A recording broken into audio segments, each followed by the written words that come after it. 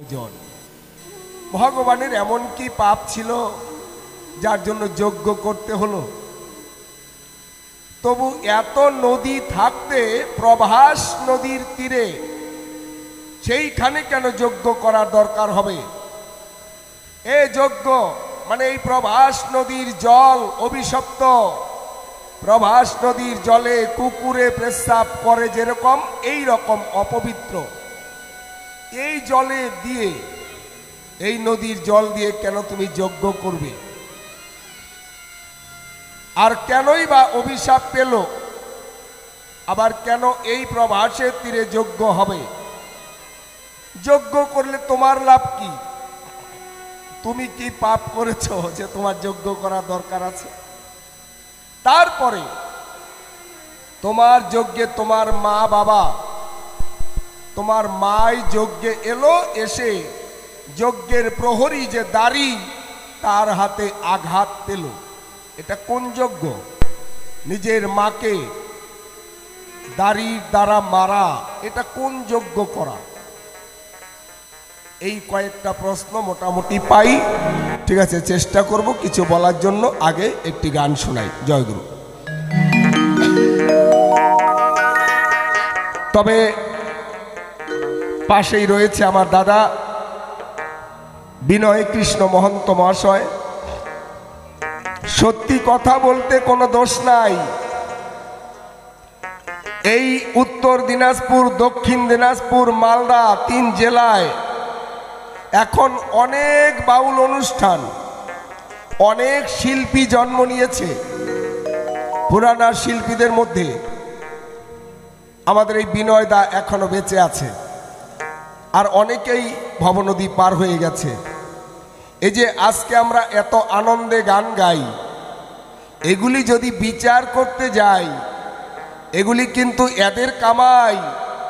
এই যে বিনয় দা, তরুণী সেন মহন্ত, যতীন, ক্ষিতীশ, বলহরি দাস, খেরু ঘোষ, এইরকম অনেক যারা বাউল ছিল তারা পরিশ্রম করে এইরকম বাউলের আসর তৈরি করল। এটা বলতে কোনো দ্বিধা নাই। আজকে আমরা এত সুখে গান গেয়ে অর্থ করি, যা পাই, বিচার করলে এদের পরিশ্রমের ফসল কিন্তু এখন। এরা সারাটা জনম এরা কষ্ট করে গেছে, কিন্তু এরা ওইভাবে তখন অর্থ করি পান না। এরা পেয়েছে, যেটা পেয়েছে, যেটা পাবে, যদি কেউ অন্তরে ভাবে আমরা কাদের জন্য আজকে ভক্ত সঙ্গ পাই, ওই হিসাবে এরা যদি অর্থ করি নাও পেয়ে থাকে, সকলের আগে সকলের প্রাণ থেকে, মন থেকে অন্তর ঢালা প্রণাম পাবে। এইটাই আমি সবার কাছে প্রার্থনা জানাই। এইটুক এরা মরে গেলেও পাবে, কারণ এই জায়গাটা এরা তৈরি করেছে। ঠিক আছে, জয়গুরু। আমরা শুরু করছি আমাদের পর্ব অনুষ্ঠান। জয় জয় রাধা গোবিন্দ প্রেমানন্দে সবাই করিব। আপন আপন গুরু প্রেমানন্দে সবাই হরি বল, হরি বল। নাগ নাগিনী প্রেমানন্দে সবাই হরি বল, হরি বল, হরি বল।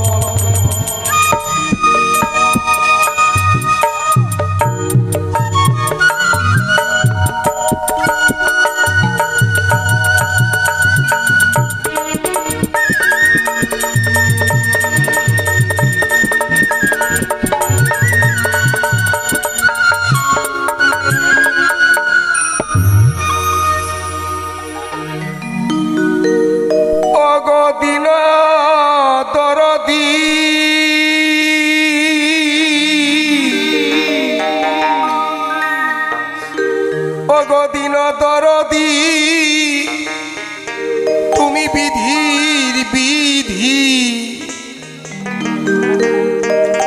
গুণনিধি, গুণের নাই তুলনা। আজ এই দাসের দয়াল,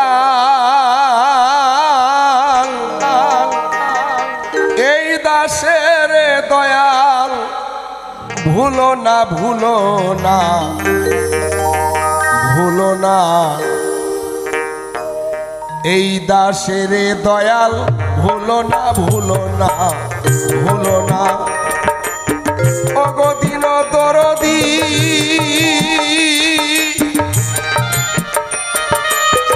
ওগো দিন দরদি তুমি বিধির বিধি গুণনিধি গুণের নাই তুলনা এই দাসের দয়াল ভুলো না ভুলো না এই দাসের দয়াল ভুলো না ভুলো না ভুলো না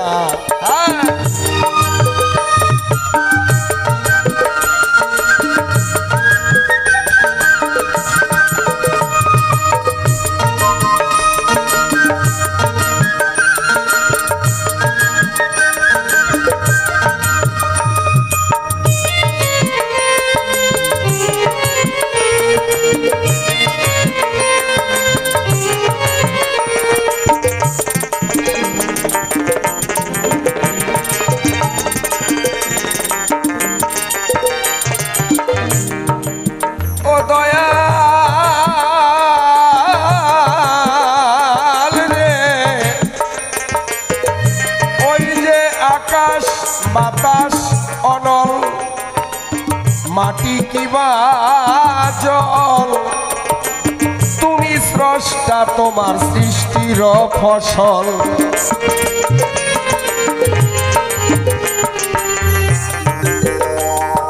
আমরা যদি বিচার করতে যাই আমরা যা দেখতে পাই পঞ্চতত্ত্ব ছাড়া কিছুই হয় নাই কথাটা সত্য মূলে হচ্ছে পঞ্চতত্ত্ব আকাশ বাতাস আগুন মাটি জল এই যে পাঁচটা তত্ত্ব এই পাঁচটা হচ্ছে ভগবানের প্রথম ফসল যা কিছু সৃষ্টি হয়েছে এই পঞ্চতত্ত্ব থেকে পঞ্চতত্ত্ব ছাড়া কিছুই হয় নাই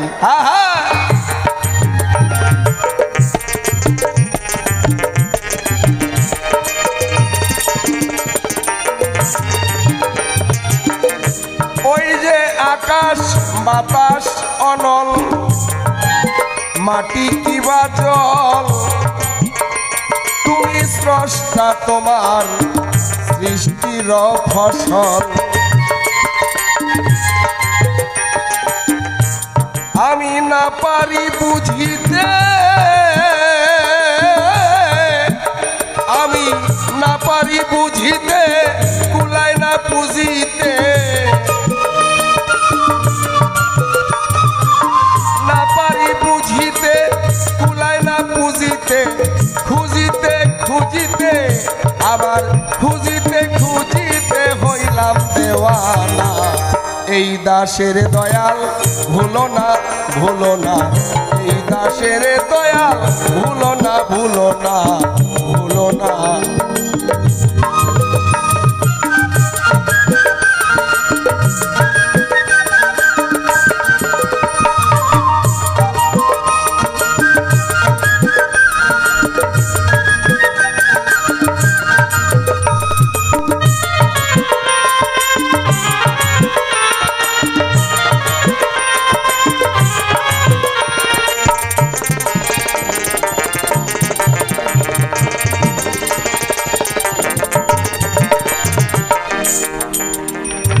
দয়াল রে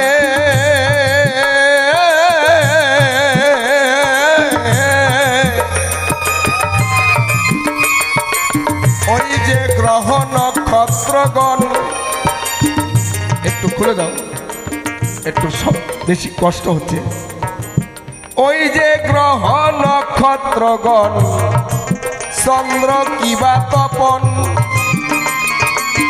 তারকা অগণন অপরূপী খেলনা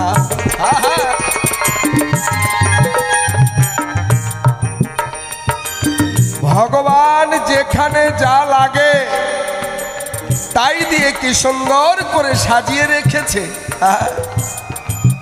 চন্দ্র কিবা তপন মানে চন্দ্র সূর্য গ্রহ নক্ষত্রগণ তারকা আকাশে তারকা মানে তারা তারকা অগণন অপরূপী খেলনা।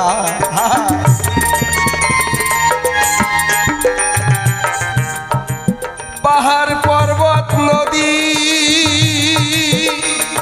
পাহাড় পর্বত নদী, বৃক্ষলতা ঔষধি,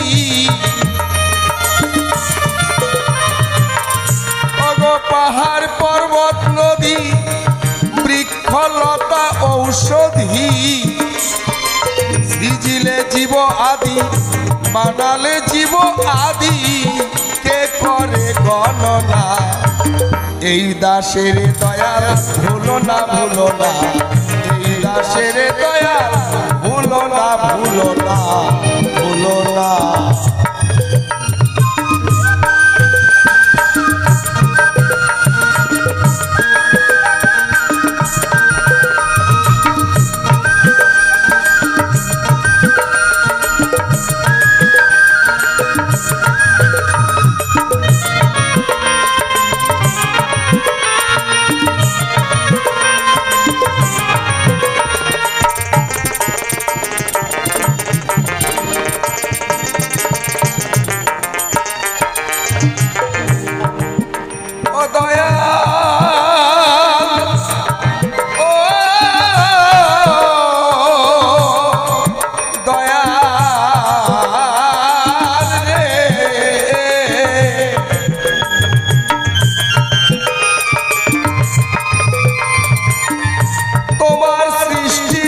শ্রেষ্ঠ মানব তুমি করিয়াছ সৃজন, সকলেই গাইবে তোমার গুণগান কীর্তন।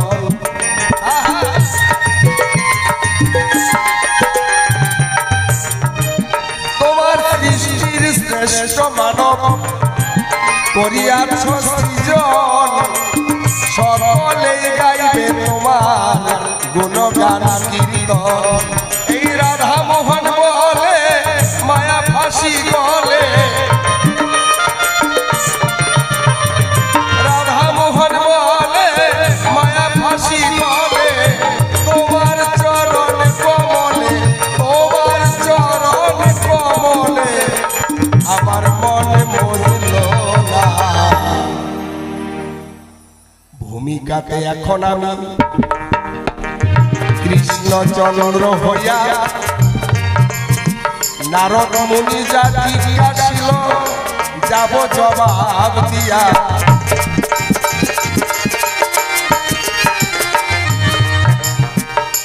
প্রভাস নদী কোথায়? আমাদের ভারতবর্ষে দ্বারকা, যেখানে দ্বারকা, ওই দ্বারকায় হচ্ছে প্রভাস নদী। ওই প্রভাস নদীর তীরে ভগবান করল যজ্ঞের আয়োজন। দেশ বিদেশের ভক্তবৃন্দকে দিল নিমন্ত্রণ। প্রভাস নদীর তীরে ভগবান করেছে যজ্ঞের আয়োজন। একবারে স্বর্গ মর্ত পাতাল ত্রিভুবনে ভক্তদেরকে দিয়েছে নিমন্ত্রণ। অগণিত ভক্তবৃন্দ, কত মুনি ঋষি এলো, আবার এইখানে নারদ মুনি জিজ্ঞাসা করিল রে,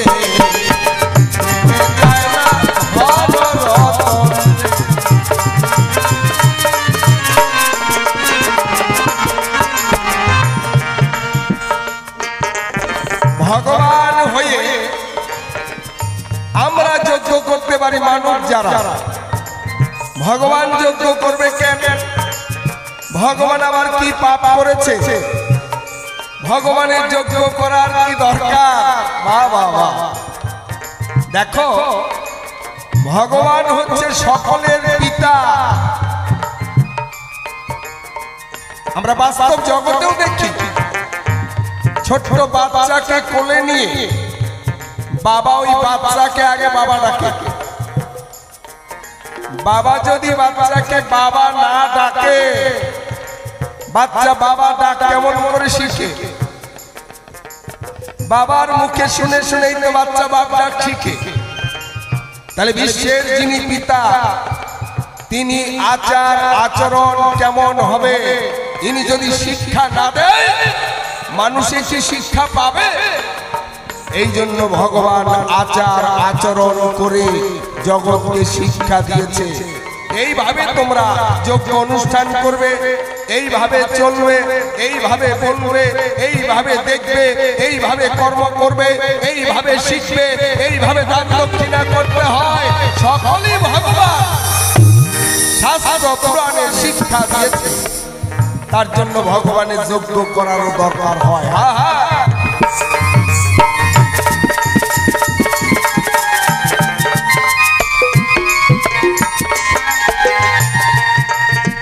আগের দিনে রাজা মহারাজা যারা, আগের দিনে যারা রাজা থেকে মহারাজা হতো, রাজা আর মহারাজা কিন্তু এক নয়।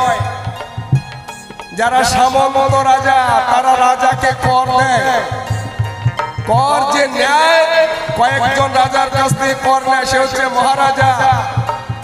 আবার মহারাজার উপরে রাজ চক্রবর্তী, যেমন যুধিষ্ঠির ছিল রাজ চক্রবর্তী, রাজা মহারাজা তার উপরে। এরকম কিছু যজ্ঞ করলে পরে যোগ্যতা বাড়ে। একটা রাজসূয় যজ্ঞ, একটা অশ্বমেধ যজ্ঞ, এগুলি করা অনেক অর্থের দরকার। আর ভগবান কৃষ্ণ করেছিল প্রভাস যজ্ঞ। কেন? এই যজ্ঞ উপলক্ষে আমার রাজ্যের দরিদ্র মানুষকে দিব নিমন্ত্রণ। যে কয়েকদিন যজ্ঞ চলবে, মনে করেন 15 দিন এই যজ্ঞ চলবে।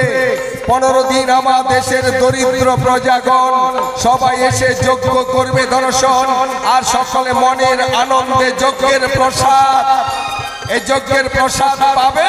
15টা দিন তাদের হেসে খেলে পার হবে। যাদের বস্ত্র নাই, যাদের কাপড় নাই, তাদেরকে কাপড় দান করা হবে।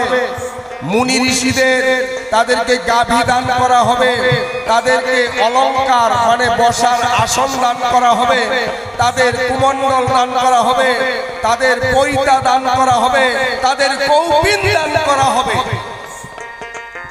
ব্রাহ্মণদের গাভী দান করা হবে, তাদের ধনরত্ন দান করা হবে। যারা বৈষ্ণব তাদেরকে সেবার আয়োজন করে দেওয়া হবে। গরিব মানুষের মধ্যে ভোজনের ব্যবস্থা হবে। এগুলি হচ্ছে যজ্ঞ উপলক্ষে আয়োজন। আর এই যজ্ঞ উপলক্ষে সকল জাতের মানুষ আসবে, সকলের চরণ ধুলি ওই জায়গাতে পড়িবে। শোনো বাবা নারদ, সকলের চরণ ধুলি যখন যজ্ঞ ক্ষেত্রে পড়বে, ওই জায়গাটা হইবে পবিত্র। তাই যজ্ঞ শেষে আমি যখন ওই পবিত্র জায়গায় দেব গড়াগড়ি, আমি ভক্তের চরণ ধুলি পাবো, এইটাই মনে আশা করি। জয় জয় সাধু গুরু বৈষ্ণব প্রেমানন্দে, হরি বল হরি বল হরি বল।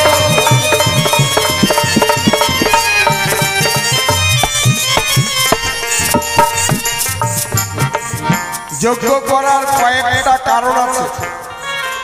একটা কারণ, আমি দরিদ্রদের মধ্যে অন্ন বিতরণ করব।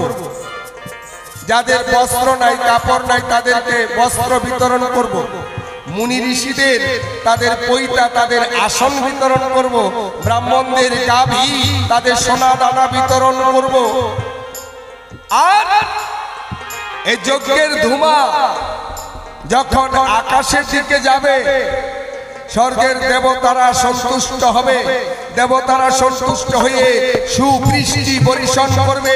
তাতে পৃথিবীতে শস্য শ্যামলা সুজলা সুফলা ফসলে ভরে যাবে।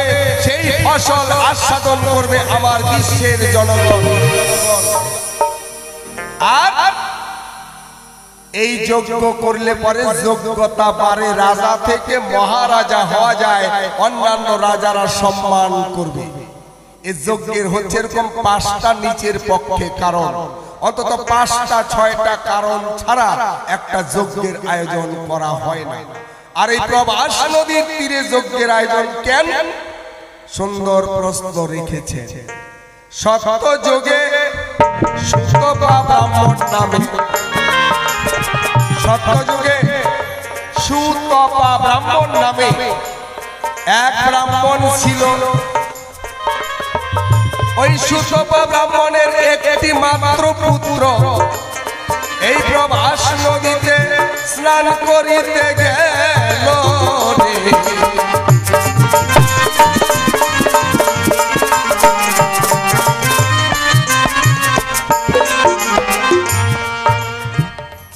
সত্যযুগে প্রভাস নদীতে সুতপা ব্রাহ্মণের একটা মাত্র পুত্র, এই পুত্র স্নান করতে গিয়ে জলে ডুবে মরে।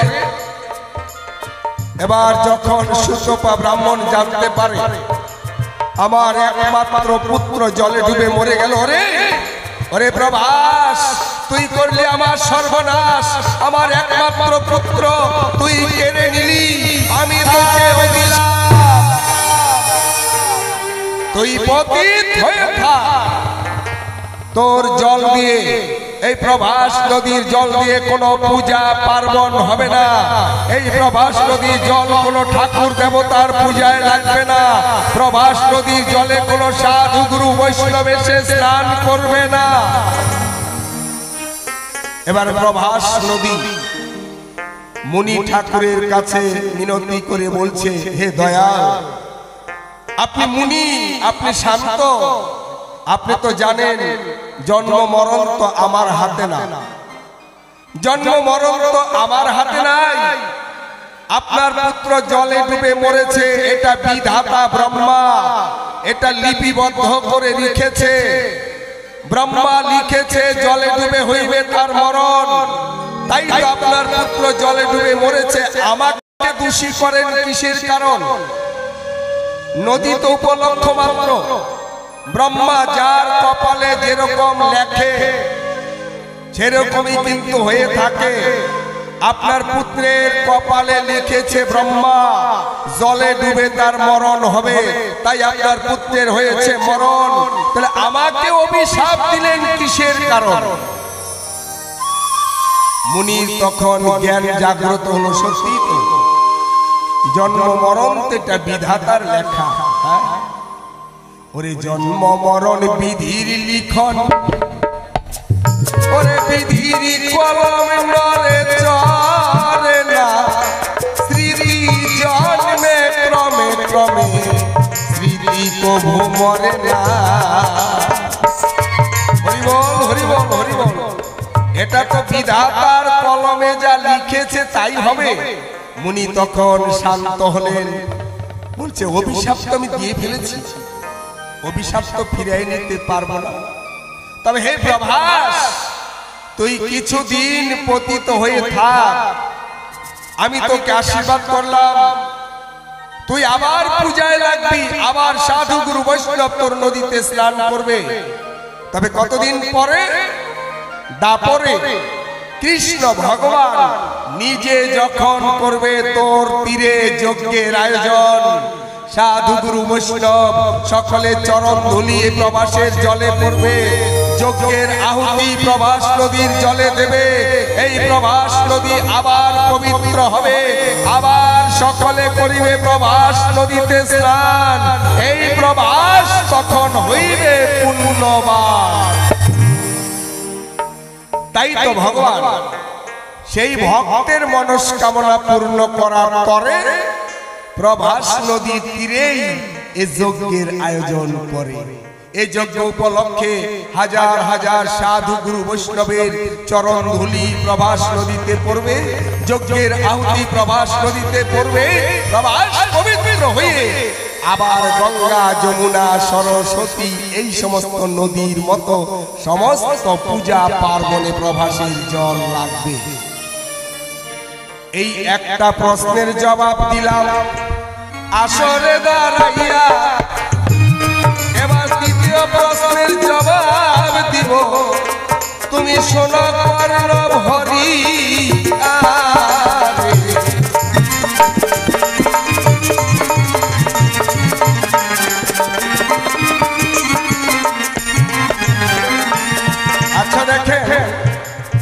যখন করলাম যজ্ঞের আয়োজন, নারদ মুনিকে ডাক দিয়ে বললাম, নারদ আমার কথা নিবি, সব জায়গায় নিমন্ত্রণ দিবি, তবে তোরে করি মানা, বৃন্দাবনে যাবি না, বৃন্দাবনে নিমন্ত্রণ দিবি না। এই নারদ শয়তান মনে মনে ভাবনা করে, তাই কেন বৃন্দাবনে নিষেধ করলো কানাই, আগে আমি বৃন্দাবনেই যাই। আচ্ছা চিন্তা করেন, নারদকে করলাম মানা তুই বৃন্দাবনে যাবি না, আর সবার আগে নারদ বৃন্দাবনেই গেল। বৃন্দাবনে গিয়ে আবার বলছে, ও নন্দ যশোদা কেমন আছো তোমরা? আমার মা বাবা দুইজন নারদকে দেখে করে জিজ্ঞাসা, আমরা তো ভালোই আছি, আমার কৃষ্ণ আছে কেমন? নারদ কয়, আশ্চর্য ব্যাপার, তোমাদের যে কৃষ্ণ মানে তোমাদের যে গোপাল ভালো আছে, দ্বারকায় বড় একটা যজ্ঞের আয়োজন করেছে, প্রভাস নদীর তীরে হাজার হাজার লক্ষ লক্ষ মুনি ঋষিগণ, সাধু গুরু বৈষ্ণবগণ, জাতি ধর্ম নির্বিশেষে সকলে প্রভাস নদীর তীরে যজ্ঞে আসে, সেইখানে আনন্দের মেলা বইতেছে। দুঃখের ঘটনা, আহারে তোমাদের নিমন্ত্রণ দেওয়ার কথা একবারও বলল না। কেমন ছেলে মা বাবাকে নিমন্ত্রণের কথা বলল না। এবার নন্দরাজ আর মা যশোমতী বলছে, না না এটা ছেলের দোষ না, ছেলে নিমন্ত্রণ দিবে কেন? ছেলে তো নিমন্ত্রণ দেওয়ার দরকার নাই। বাড়ি থেকে ছেলে যখন বাইরে যায়, ছেলে যদি কোনো বিপদে পড়ে, কারো কাছে যদি মা বাবা শ্রবণ করে ছেলে বিপদে পড়েছে, তাহলে মা বাবা কি ছেলের কাছে শোনার জন্য অপেক্ষা করবে? না, শোনা মাত্রই ছুটে যাবে। মা বাবা যদি শোনে ছেলে কোনো বিপদে পড়েছে, সঙ্গে সঙ্গে যেমন ছুটে যায়, তেমনি আমার ছেলে করেছে যজ্ঞের আয়োজন, জগতের মঙ্গলের কারণ, এটা তো আনন্দ হবেই বাবা মায়, আমাদের নিমন্ত্রণ করা দরকার নাই। ছেলে ভালো কাজ করতেছে, জগতের মঙ্গল করবে, সাধুগুরু বৈষ্ণবের সেবা দিবে, ভক্তদের মনস্কামনা পূর্ণ করবে, তাহলে আমাদের নিমন্ত্রণের দরকার নাই। আমরা বিনা নিমন্ত্রণেই যাব, আমরা ছেলেকে আশীর্বাদ জানাবো, সে যেন আরো এরকম ভালো কাজ করতে পারে। ছেলে ভালো কাজ করে, এই কথা শুনলে মা বাবার অন্তর ভরে যায়। আমাদের নিমন্ত্রণের দরকার হবে না, আমরা বিনা নিমন্ত্রণেই যাব। নারদ কয়, আমার যেন দোষ হয় না, আমি কিন্তু নিমন্ত্রণ দিলাম না, আমি খালি খবরটা জানালাম। বলছে, না না তোমার কোনো দোষ হবে না। এবার বিনা নিমন্ত্রণেই মা বাবা যজ্ঞ মঞ্চে গিয়েছিল, কিন্তু যজ্ঞের যে দাঁড়ি, যজ্ঞের যে প্রহরী, সে যজ্ঞ মঞ্চে ঢুকতে দিল না। লাঠির আঘাতে যশোমতীকে, যজ্ঞের দাঁড়ি যজ্ঞের প্রহরী লাঠির আঘাতে যশোমতীকে মাটিতে ফেলে দিল। এই খবর গিয়ে নারদ মুনি কৃষ্ণের কাছে জানালো। যজ্ঞ করলা প্রভাস নদীর তীরে, আর যজ্ঞের প্রহরী দাঁড়ি সে তোমার মাকে ধরে মারে। সঙ্গে সঙ্গে কৃষ্ণ ভগবান করে নাই দেরি, যজ্ঞ মঞ্চ থেকে মা বাবাকে উদ্ধার করলেন তাড়াতাড়ি। কিন্তু এখানে কেন দাঁড়ি ভগবানের মাকে মেরেছিল, তার একটা গোপন রহস্য আছে, তোমার কাছে বলতে চাই, না শুনলে তোমার মন শান্তি হবে না। নারদা গোসাই মুখে মুখে প্রেম করিলে ওরে চিরদিন তো রয় না, মুখের কথায় শুধু হয় না প্রেম, মুখের কথায় কিছু হয় না। মুখে মুখে প্রেম করিলে চিরদিন তো রয় না গো, চিরদিন তো রয় না, মুখের কথায় কিছু হয় না প্রেম, মুখের কথায়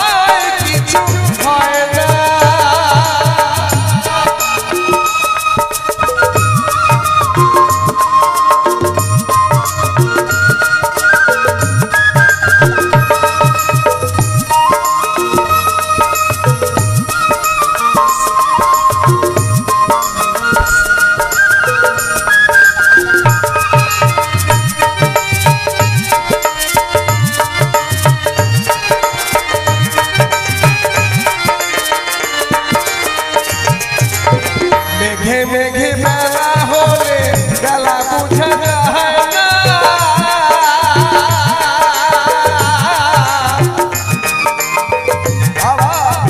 মেঘে মেঘে বেলা হলে বেলা বুঝা যায় না,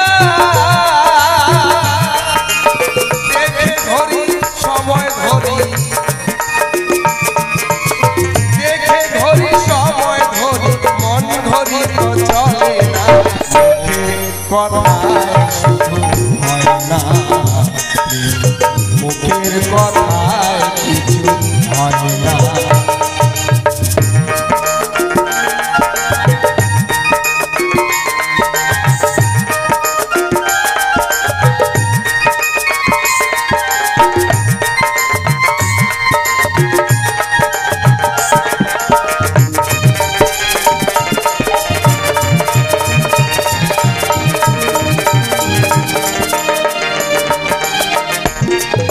দুধের মধ্যে মাখন থাকে ধরে তোলা যায় না,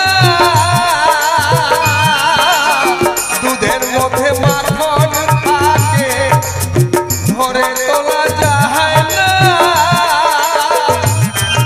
যে ঝিনুকে মুক্তা থাকে,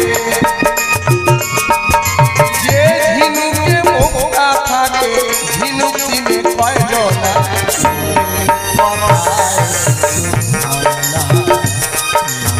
মুখের কথায় শুধু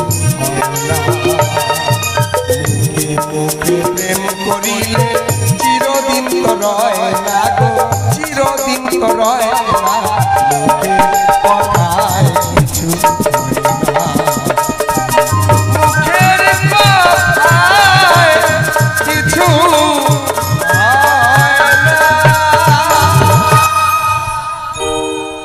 আমরা আগে ছিলাম, এখন আছি, আবার আসব, হয়তো এই রূপে আসব না, এবার মরে গেলে আবার জন্ম হবে কোন কুলে সেটা আমি জানি না, হয়তো আমি কুকুর শিয়ালও হতে পারি, যে কোনো পশু পক্ষী হতে পারি, আর যদি মানুষের কাজ করি তাহলে মানুষ হব, আর যদি মানুষের কর্ম এই জন্মে না করে যাই তাহলে সেটা পাওয়ারও আশা নাই।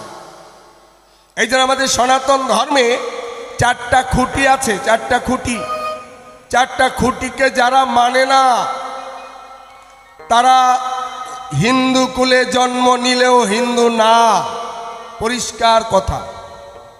সনাতন ধর্মের মানুষ চারটা খুঁটিকে যদি না মানে তাকে হিন্দু বলে স্বীকার করা যাবে না। চারটা খুঁটি কি? সনাতন ধর্মের এক নাম্বার খুঁটি হচ্ছে আমাদের গুরু। আমরা যে যতই বাহাদুরি করি, এই যে আজকে আমি গান গাই, এটা আমার গুরু প্রদত্ত বিদ্যা। গুরু না শিখালে আমার শিখার উপায় নাই। যেদিকে যাই গুরু চাই, গুরু মাতা, গুরু পিতা, গুরু বন্ধু, গুরু ভ্রাতা, জগৎ গুরু ব্রহ্মাণ্ডময়, গুরু ছাড়া কিছু সম্ভব নয়। এই গুরুর গুরুত্বটা একমাত্র সনাতন ধর্মে বারবার প্রকাশ করেছে। ভগবান যিনি গুরুকে সম্মান দিয়েছে তিনি।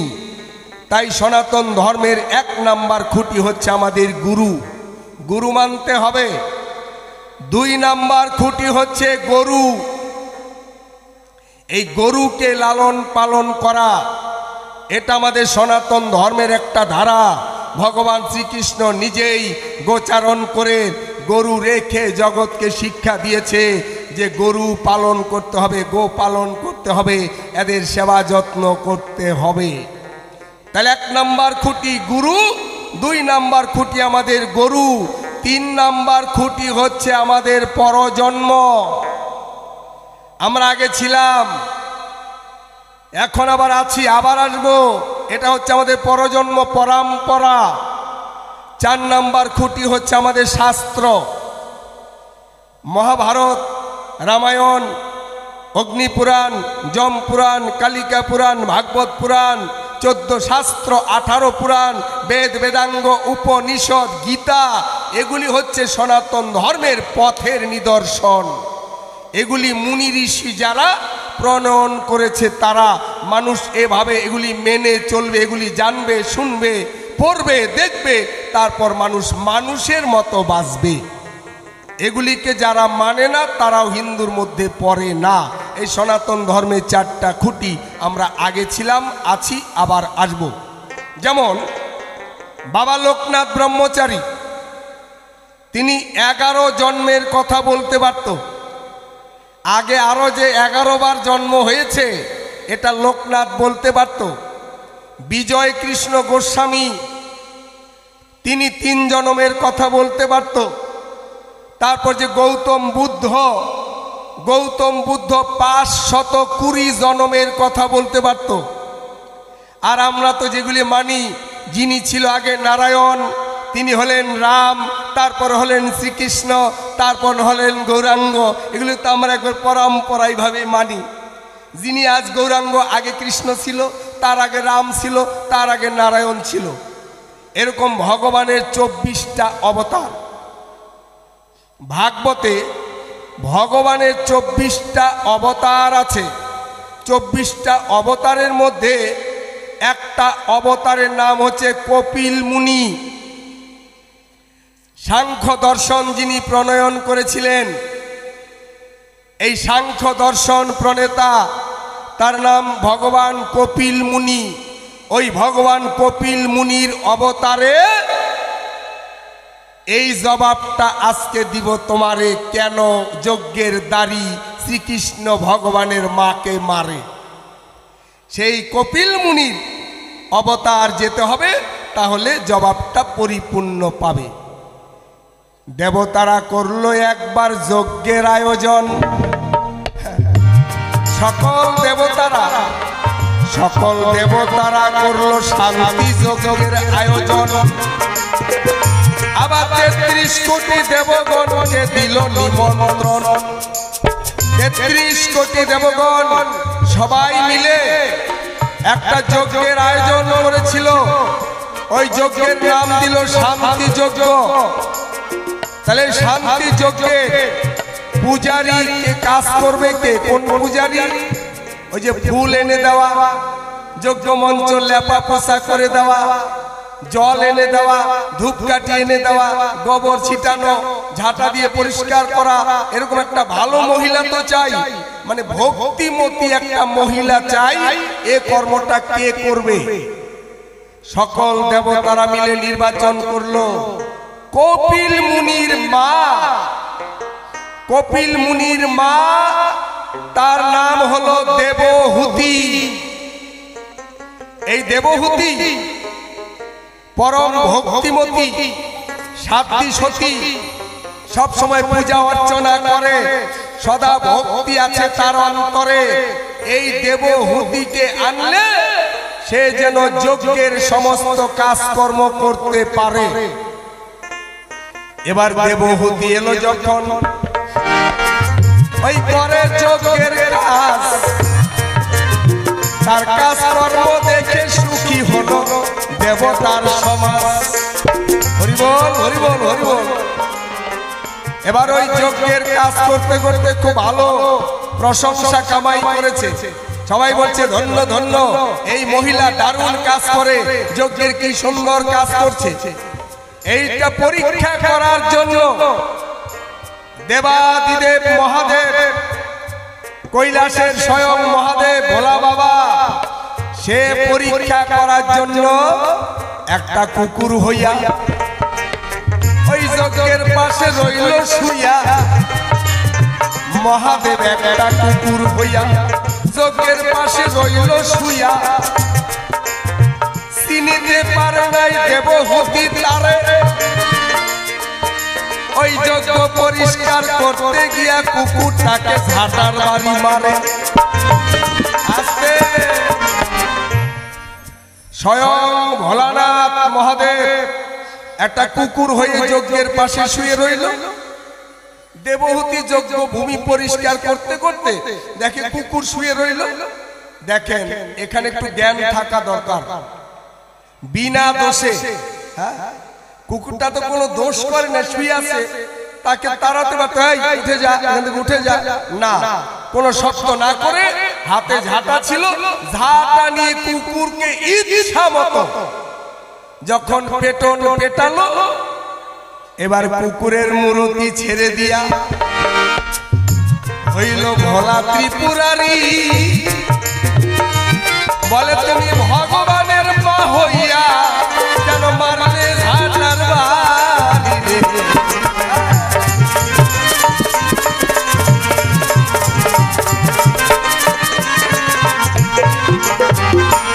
এই জন্যই আমাদের সনাতন ধর্মে একটা কথা আছে, কোন বিয়ে বাড়ি, কোন অন্নপ্রাশন, বৌভাত, শ্রাদ্ধ বাড়িতে, কোন পূজা উপলক্ষে, কোন যজ্ঞ উপলক্ষে বিনা নিমন্ত্রণে যদি কেউ আসে তাকে আরো বেশি সম্মান দিয়ে সেবা দিতে হয়। বিনা নিমন্ত্রণে যদি কোনো ফকির, কোনো বৈষ্ণব, কোনো ভিখারি আসে তাকে যত্ন সহকারে সেবা দিতে হয়, অতিথি রূপে নারায়ণ। তাই সনাতন ধর্মে আমাদের এটা প্রচলন আছে। কিন্তু ভগবানের মা, কপিল মুনির মা এটা বুঝতে পারে নাই, ওই কুকুরকে মারলো ঝাঁটার বাড়ি। আসলে তো এটা কুকুর না, সেইটা হচ্ছে ভোলা ত্রিপুরারি। এবার ভোলানাথ বলছে, মা তুমি ভগবানের মা হয়ে তোমার এই জ্ঞান, যজ্ঞভূমিতে এলাম, তুমি আমাকে একটু প্রসাদ না দিয়ে তুমি আমাকে ঝাঁটার বাড়ি মারলে, বিনা নিমন্ত্রণে আমি এসেছিলাম বলে আমাকে তুমি অবহেলা করলে, এর প্রতিশোধ একদিন হবে। এই কপিল মুনি কৃষ্ণ অবতার তারপরে যখন করবে যজ্ঞের আয়োজন, আমি ভোলানাথ সেই দিন হব যজ্ঞের দাঁড়ি। আজকে তুমি আমাকে মারলে ঝাঁটার বাড়ি, আমি সেই দিন লাঠির বাড়ি দিয়ে এটা প্রতিশোধ নেব। তাই ভগবান কৃষ্ণ করলো যজ্ঞের আয়োজন। ওই যজ্ঞের দাঁড়ি হইল ভোলা পঞ্চানন। ভোলা পঞ্চানন হাতে লাঠি নিয়া হইল যজ্ঞের দাঁড়ি। বিনা নিমন্ত্রণে যশোমতী এলো, তার দিল লাঠির বাড়ি। ওই যে আগের জন্মের ছিল পাপ, এবার হইল মোচন। এমন অন্যায় কেউ করো না যত ভক্তগণ। হরি বল, হরি বল। ভগবান হলেই কি এটা মাফ করে দিতে পারে? পাপ কি ভগবান মাফ করে দিতে পারে?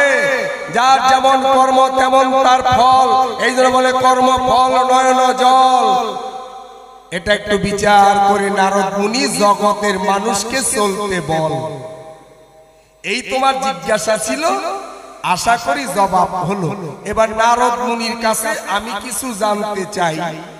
আচ্ছা বলেন তো, আমরা নারায়ণের বাহন, ভগবান নারায়ণের বাহন হচ্ছে গরুর পক্ষী। গরুর পক্ষীকে আমরা কিন্তু প্রণাম করি, পূজা দেই। নারায়ণকে পূজা দেই, গরুর পক্ষীকেও পূজা দেই। লক্ষ্মীর বাহন হচ্ছে পেঁচা, লক্ষ্মীকেও পূজা করি, ওই পেঁচাকেও পূজা করি, প্রণাম করি। মহাদেবের বাহন হচ্ছে গরু, আমরা মহাদেবকেও প্রণাম করি, গরুকেও প্রণাম করি। কার্তিক ঠাকুরের বাহন হচ্ছে ময়ূর, আমরা কার্তিককেও প্রণাম করি, ময়ূরকেও প্রণাম করি।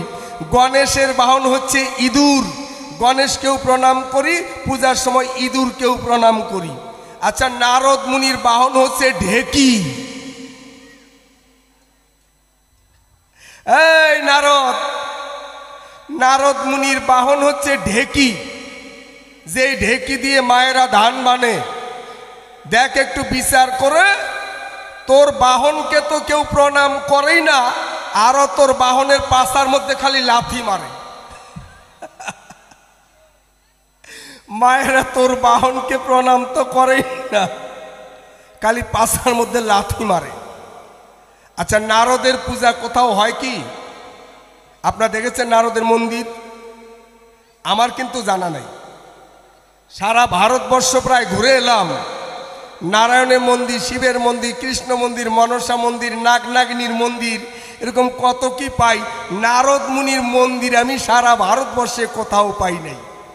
তাহলে নারদ তোরও পূজা হয় না, আর তোর যে বাহন ওরে লাথি ছাড়া এরে কেউ প্রণামও করে না, তাহলে তোর কিবা পাপ ছিল আর তোর বাহনের কিবা পাপ রইল। এবার ঠাকুর আর বাহনের দুইজনের জবাবটা চাই, তোদের কপালে কেন পূজাও নাই প্রণামও নাই? এই প্রশ্ন একটা হইল। তারপরে দ্বিতীয় প্রশ্নের কাছে যাই। আমরা শুনি যদি হয় যক্ষা তার নাই রক্ষা। এই নারদ মুনির কিন্তু একবার যক্ষা ব্যাধি হয়েছিল। বল নারদ মুনি, তখনকার দিনে এখনকার মতো বড় বড় ডাক্তার, বড় বড় সার্জেন এগুলি ছিল না। তাহলে নারদ মুনির যক্ষা হয়েছিল কোন ঔষধ খেয়ে, কোন কবিরাজের কাছে গিয়ে নারদ মুনি হয়েছিল ভালো?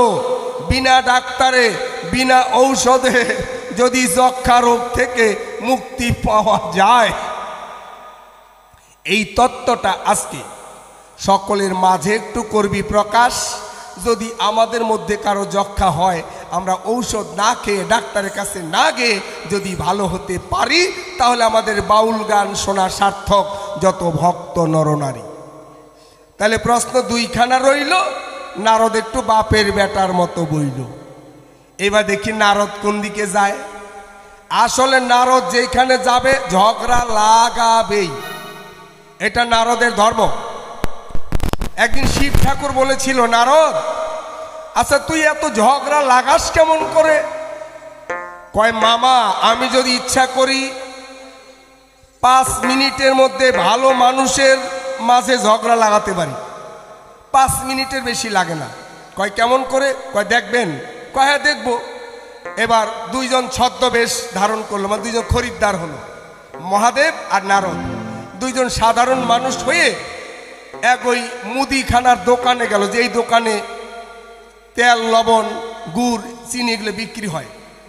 গিয়ে ওই গুড়ের টিনের মধ্যে আঙ্গুল দিয়ে কয়, এই যে দোকানি দাদা, গুড় কত করে বিক্রি করেন? কয় গুড় 50 টাকা কেজি।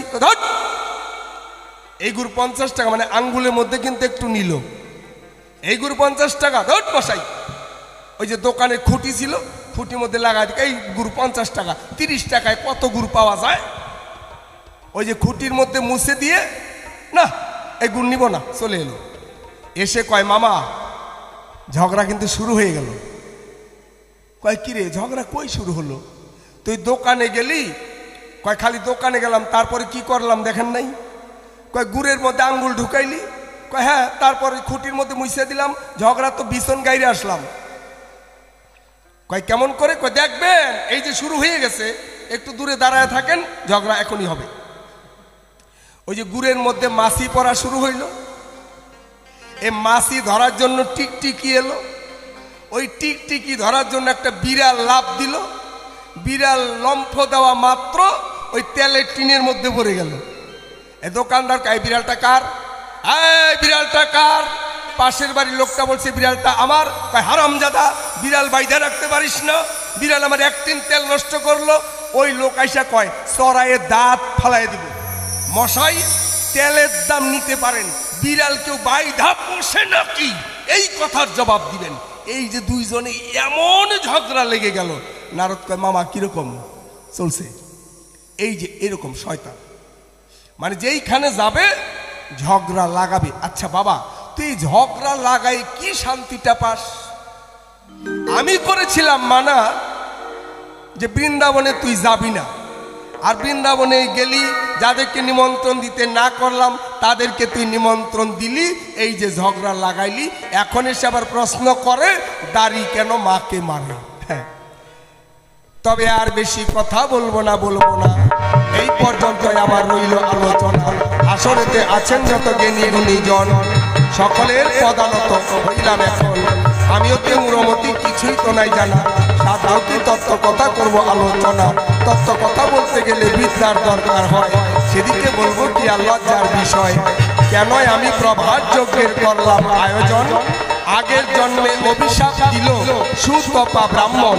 সুতপা ব্রাহ্মণের ছেলে জলে ডুবে মরে।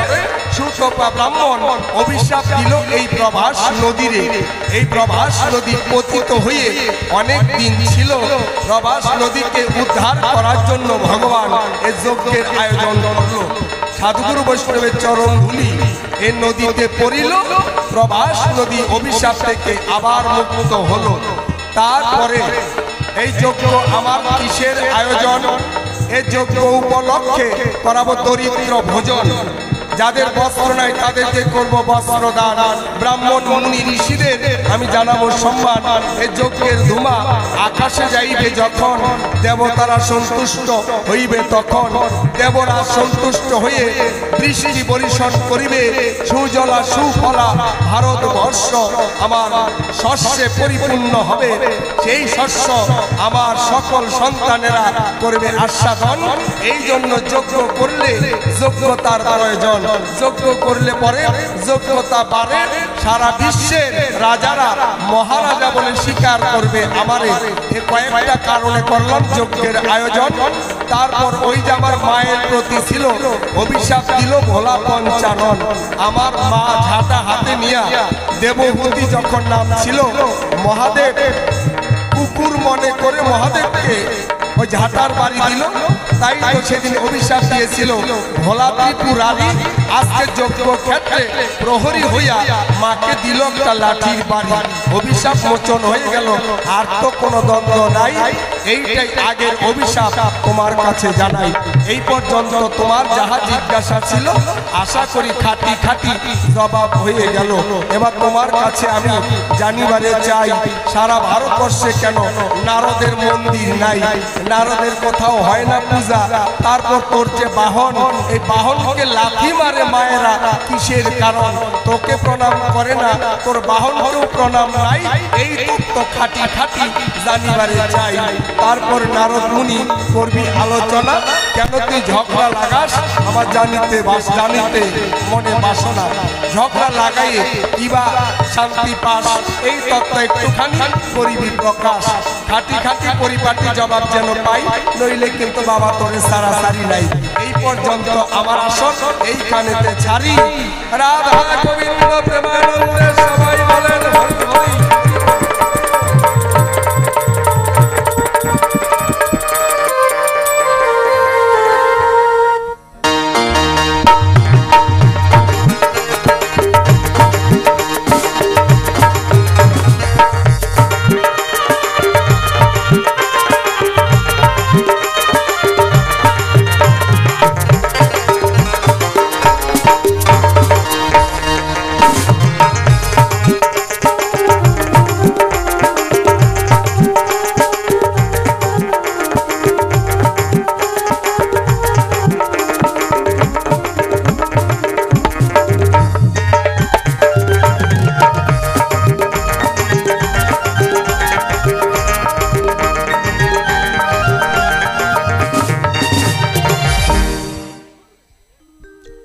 আসর খুব শান্ত। এতক্ষণ শুনলাম ভগবান শ্রীকৃষ্ণের বৃত্তান্ত। আমার যাহা কিছু ছিল জিজ্ঞাস সুন্দরভাবে করে গেছে প্রকাশ। বলি আপনাদের ঠাই শেষ প্রান্তে নারদের কাছেও কিছু জিজ্ঞাসা করে যায় যে আমার নাকি গোটা বিশ্বের মধ্যে কোনো জায়গায় মন্দির নাই, সব দেবতার বাহন পূজা পায়, তোর বাহন কেন লাত্তি খায়? 2-3 নম্বর হচ্ছে তুই ঝগড়া লাগাস কেন, আর কারণটা কি? আগে একটা গান গাই, তারপরে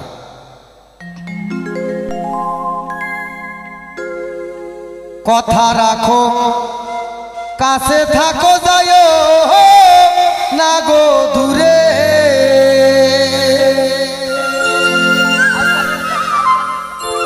হ্যালো হ্যালো হ্যালো হ্যালো থেমে যাচ্ছে। হ্যালো হ্যালো হ্যালো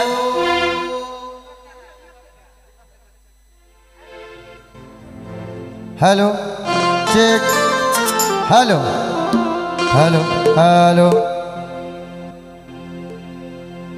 কথা রাখো কাছে থাকো যায় না গো দূরে।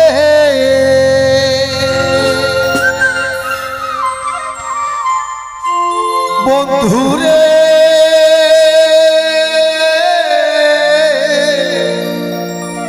তুমি যায়ো না গো দূরে,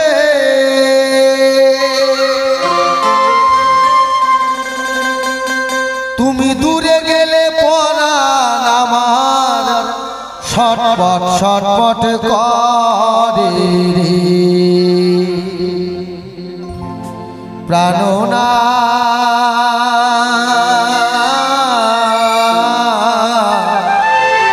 তুমি ছাড়িয়া যায় ও না মোরে রে।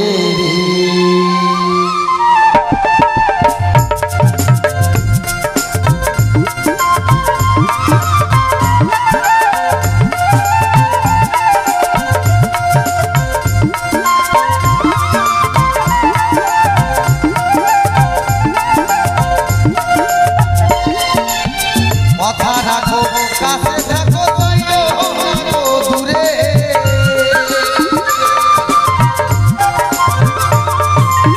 কথা রাখো কাছে দেখো না গো দূরে, বন্ধুরে যাইও না গো দূরে, তুমি দূরে গেলে পরাণ আমার ছটফট ছটফট করে, তুমি দূরে গেলে পরাণ আমার ছটফট ছটফট করে প্রাণনা ছাড়িয়া যায় ও না মোরে রে প্রাণনা ছাড়িয়া যায় ও না মোরে রে। হরি বল হরি বল হরি বল হরি বল। হ্যালো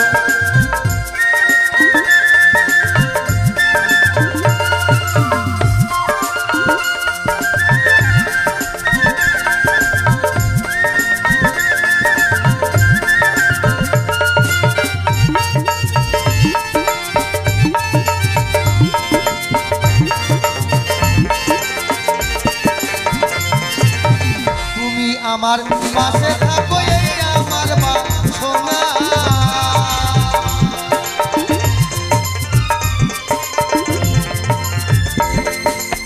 তুমি আমার পাশে থাকো এই আমার বাসনা, বন্ধুরে এই আমার বাসনা,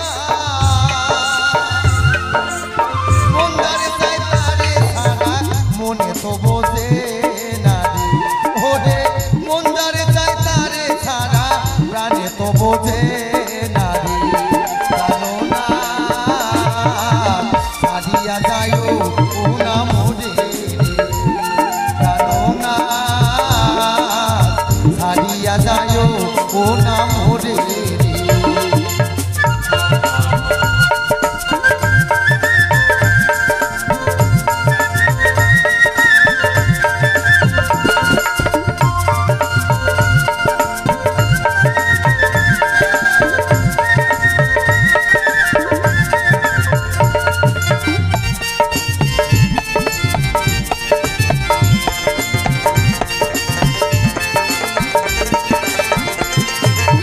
তোমার প্রেমে হইলাম আমি পিতা দোষে দোষী,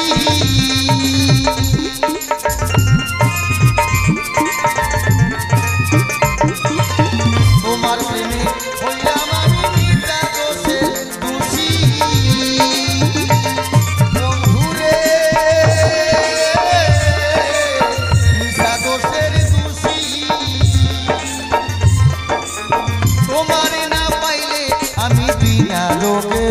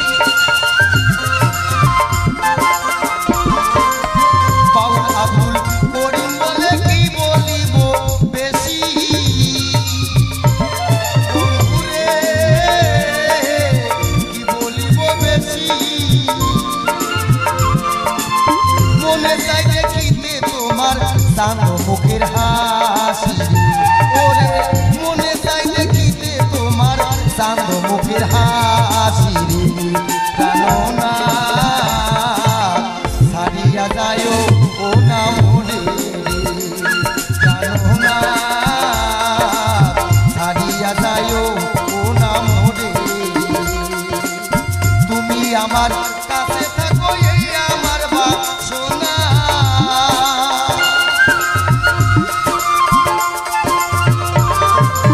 তুমি আমার কাছে থাকো এই আমার বাসনা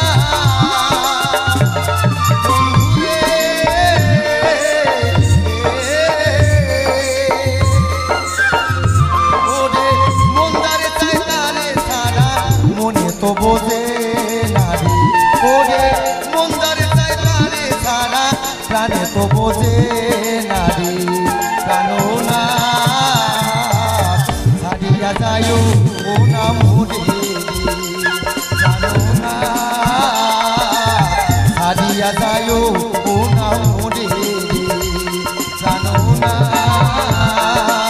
ছাড়িয়া যায় ও না মনে প্রাণনা ছাড়িয়া যায় ও না মরে